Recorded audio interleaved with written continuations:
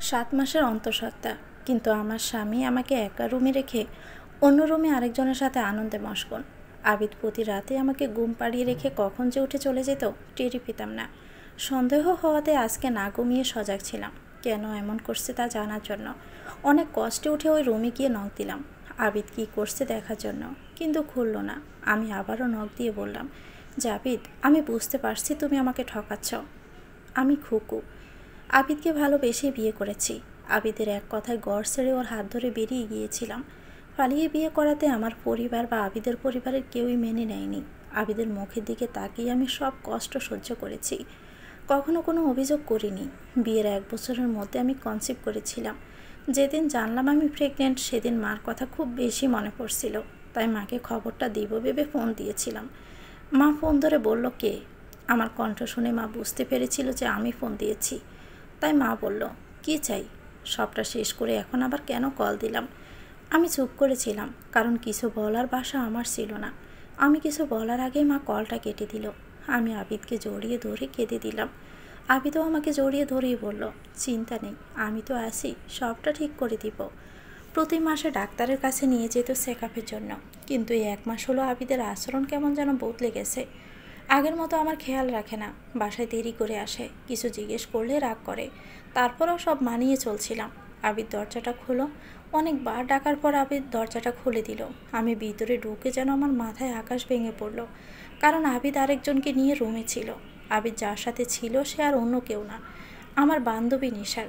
আমি কি করব তা বুঝতে পারছিলাম না।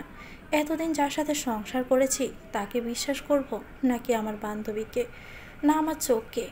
এত প্রেশার নিতে পারছিলাম না। কিছু জিজ্ঞেস করার আগে অজ্ঞান হয়ে গেলাম। যখন জ্ঞান আসলো তখন চারদিকে তাকিয়ে বুঝতে পারলাম যে আমি হসপিটালে আছি। উঠতে যাব তখনই একজন নার্স এসে বাধা দিল। এ কী করছেন? এই শরীর নিয়ে কেন উঠছেন? নার্স বলল, আচ্ছা সিস্টার, আমাকে এখানে কে নিয়ে আসলো? এক ভদ্র মহিলা আপনাকে অজ্ঞান অবস্থায় হসপিটালে নিয়ে আসছে। নার্স বলল, কে নিয়ে আসলো তা ভাবতে লাগলাম, আর আবিদ কোথায় তাও চিন্তা করতে লাগলাম। আবিদকে একটা কল দিয়ে দেখি ও কোথায়। সিস্টারের কাছ থেকে ফোনটা নিয়ে আবিদকে কল দিলাম, কিন্তু আবিদ কল ধরল না। বুঝলাম আবিদের কাছে হয়তো আমার প্রয়োজনটা ফুরিয়ে গেছে। একটু সুস্থ হওয়াতে আমি একাই বাড়ি চলে গেলাম। গিয়ে দেখি নিশা আর আবিদ রুমে শুয়ে আছে। এই অবস্থায় দেখে নিশার চুলের মুঠি ধরলাম। আবিদ ধাক্কা দিয়ে ছাড়িয়ে দিল। কোনো মতে নিজেকে সামলিয়ে নিলাম।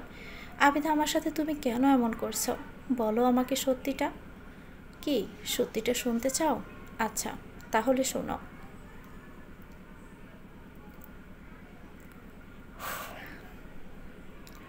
আজকে তোমাকে সব সত্যি কথাই বলবো। পারছি না তোমার সাথে থাকতে, আমার মুক্তি চাই। এগুলো তুমি কি বলছো? যা বলছি তার সবই সত্যি বলছি। এত জলদি তো বাচ্চা চাইনি আমি। বাচ্চা হওয়ার জন্য আমার যে চাহিদা তা কি বিসর্জন দিয়ে দিব? আমি অনেক চেষ্টা করেছি, কিন্তু নিজেকে আর আটকে রাখতে পারিনি। নিশার সাথে সম্পর্ক হওয়ার পর থেকে নিজেকে আর আটকে রাখতে পারিনি। নিশা আমাকে যতটা আনন্দ দিয়েছে তা আমি কখনোই পাইনি। শরীরের চাহিদাই কি সব কিছু? কীভাবে পারলে আমার সাথে এটা করতে? বাচ্চা তো আমি ইচ্ছে করে নেইনি, আল্লাহ খুশি হয়ে দিয়েছেন। বাচ্চাটা তো আমার একার না, তোমারও। আর নিশা, তুই না আমার বান্ধবী, আমার বান্ধবী হয়ে এটা কীভাবে করলি? ব্যাস, অনেক হয়েছে। আমি চাই না তোমার সাথে সংসার করতে, চলে যাও। আবিদ, শোনো, আর একটা কথাও বলবে না। এখনই বের হয়ে যাও, না হলে আমার থেকে খারাপ আর কেউই হবে না।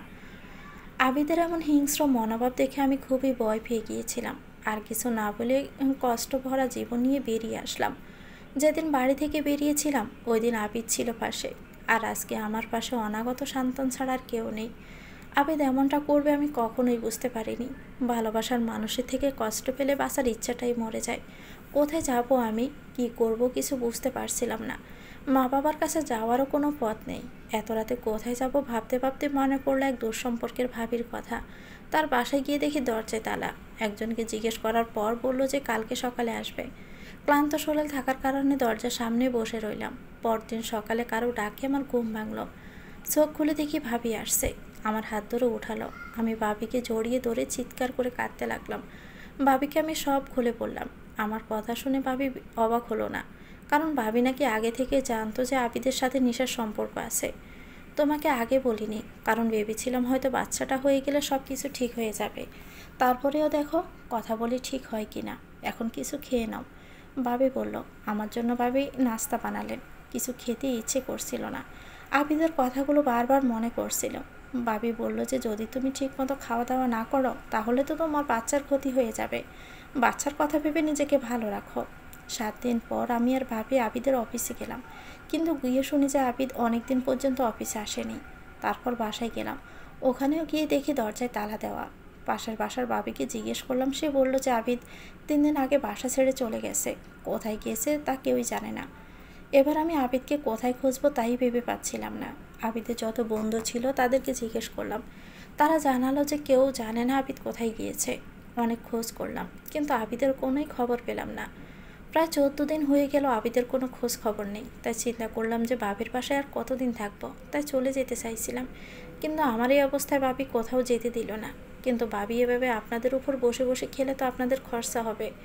এগুলো কি বলো? আমার বোন থাকলে কি আমি ফেলে দিতাম? আর চিন্তা করো না, হাতের কাজ তো জানোই, তা করে নিজের জন্য টাকা জমাও। মনে মনে চিন্তা করলাম যে যে কাজ করা তো লাগবেই, তা না হলে বাচ্চা মানুষ করবো কীভাবে। এই জন্যই ভাবিকে বললাম যে কাজ খুঁজতে। ভাবি আমার জন্য দোকান থেকে সেলাইয়ের জন্য কাপড় নিয়ে আসতো, সেলাই হলে তা আবার দিয়ে আসতো। দিন রাত এক করে কাজ করছিলাম। কাজের মধ্যে থাকায় আবিদের কথা আর মনে পড়তো না। দেখতে দেখতে 10 মাস পূর্ণ হলো। সেই মুহূর্তে চলে আসলো যে দিনটার অপেক্ষা করেছি এতদিন। হঠাৎই রাত 9টার দিকে আমার প্রচণ্ড ব্যথা শুরু হয়। এরপর ভাবি আর ভাইয়া আমাকে হসপিটালে নিয়ে যায়। এই সময়টা আবিদকে দরকার ছিল, কিন্তু ও তো আমাকে ছেড়ে কবেই চলে গেছে। আর এই বাচ্চাটা তো ও চাইনি। যখন আমার কোলে আমার মেয়েটিকে দিল তখন সব দুঃখ যেন আমি কষ্ট ভুলে গিয়েছিলাম। তখনকার অনুভূতি কেউ বলতে পারবে না। হসপিটাল থেকে তারপর দিন বাড়ি চলে আসলাম। একজন এসে ভাইয়ার কাছ থেকে একটা কাগজ দিল। ভাইয়া কাগজটা পড়ে ভাবিকে বলল। ভাবি কথাটা বলতে ভীষণ কষ্ট হচ্ছিল। কি হয়েছে ভাবি? আসলে আবিদ ডিভোর্স পেপার পাঠিয়েছে। সে নতুন জীবন শুরু করবে, তাই তোমাকে স্বাক্ষর করে দিতে বলেছে। আমি আর কোনো কান্না করলাম না, সাথে সাথেই কাগজটাতে স্বাক্ষর করে দিলাম। কারণ এখন আর আবিদের কোনো জায়গা নেই আমার মনে। আমার সবটা এখন আমার মেয়েই। আমার মেয়েকে আমি একাই মানুষ করব। প্রতিদিন সোয়াকে ঘুম পাড়িয়ে আমি কাজ করতাম। সোয়া আমার মেয়ের নাম। প্রায় 6 মাস পর বাবিদের একটা রুম ভাড়া নিলাম। বাবির কাছে রেখে আমি কাজ করতাম। তারা এত সাহায্য করেছে, তাদের ছেড়ে আর কোথায় যাব। ভাইয়ার বাবি সোয়াকে খুবই আদর করত। আমার থেকে বাবির কাছেও বেশি থাকতো। ভাবি বলেছিল নতুন করে জীবন শুরু করতে, কিন্তু মেয়ের কথা ভেবে সব বিসর্জন দিয়ে দিয়েছি। কারণ মেয়েকে ভালোভাবে মানুষ করতে হবে। ভালোবাসা পূর্ণতা পেলে যে ভালো থাকা যায় তা নয়, ভালোবাসা দিয়ে দুজনকে সংসারটা টিকিয়ে রাখতে হয়। তো ভিউয়ার্স, গল্পটির নাম হচ্ছে অবাগিনী। গল্পটি কেমন লেগেছে কমেন্ট করে জানাবেন। ভালো লেগে থাকলে একটি লাইক দিয়ে দিবেন, চ্যানেলটিকে সাবস্ক্রাইব করে আমাদের সাথেই থাকবেন। সবাই ভালো থাকবেন। আল্লাহ হাফেজ। আসসালামু আলাইকুম।